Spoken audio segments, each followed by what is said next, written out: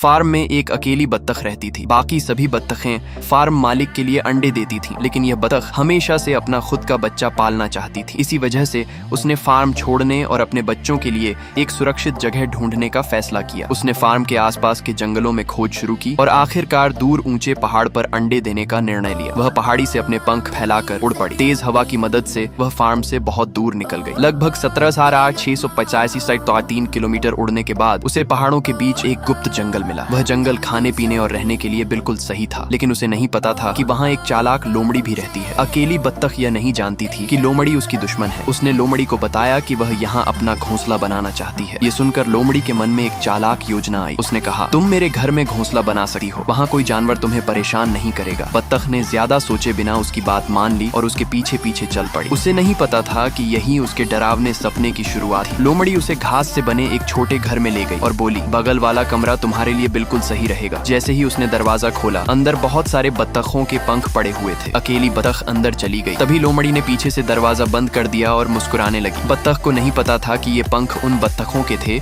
जिन्हें लोमड़ी पहले खा चुकी थी। नरम पंखों को देखकर बत्तख को बहुत आराम महसूस हुआ और उसने वहीं कई अंडे दे दिए। अगले दिन बत्तख ने लोमड़ी से कहा कि वह फार्म वापस जाकर खाना लेकर आएगी। लोमड़ी खुशी खुशी अंडों की देखभाल करने को तैयार हो गई, लेकिन जैसे ही बत्तख उड़कर गई, लोमड़ी तुरंत घोंसले के पास पहुंची और गर्म अंडों को पंखों के नीचे से निकाल लिया। वह उन्हें तुरंत खाना चाहती थी, लेकिन उसने सोचा कि अंडे फूटने के बाद छोटे बच्चों को खाना ज्यादा मजेदार होगा। उधर बत्तख फार्म में सब्जियां इकट्ठा कर रही थी ताकि अपने बच्चों के लिए खाना ले जा सके, लेकिन सब्जियां चुराते समय एक बूढ़े कुत्ते ने उसे देख लिया। सच ज्यादा देर छुप नहीं सका था। आखिरकार बत्तख ने बूढ़े कुत्ते को बता दिया कि उसने बाहर कहीं अंडे दिए हैं। बूढ़े कुत्ते को तुरंत समझ आ गया कि लोमड़ी उन अंडों को खा जाएगी, लेकिन बत्तख ने उसे जगह नहीं बताई। फिर भी बूढ़े कुत्ते ने बाकी कुत्तों की मदद से चुपचाप उसका पीछा करने का फैसला किया। काफी दूर जंगल पार करने के बाद वे आखिरकार लोमड़ी के घर तक पहुंच गए। उस समय लोमड़ी उबलते पानी का बड़ा बर्तन तैयार कर चुकी थी। उसने बत्तख से उसका लाया हुआ सारा खाना छीन लिया था और अब वह बत्तख और उसके अंडों को मारने की तैयारी कर रही थी। तभी बूढ़े कुत्ते वहां पहुंच गए। उन्हें समझते देर नहीं लगी कि लोमड़ी घर के अंदर है। सभी कुत्ते मिलकर घर में घुस पड़े। थोड़ी ही देर में लोमड़ी बुरी तरह घायल होकर वहां से भाग निकली, लेकिन कुत्ते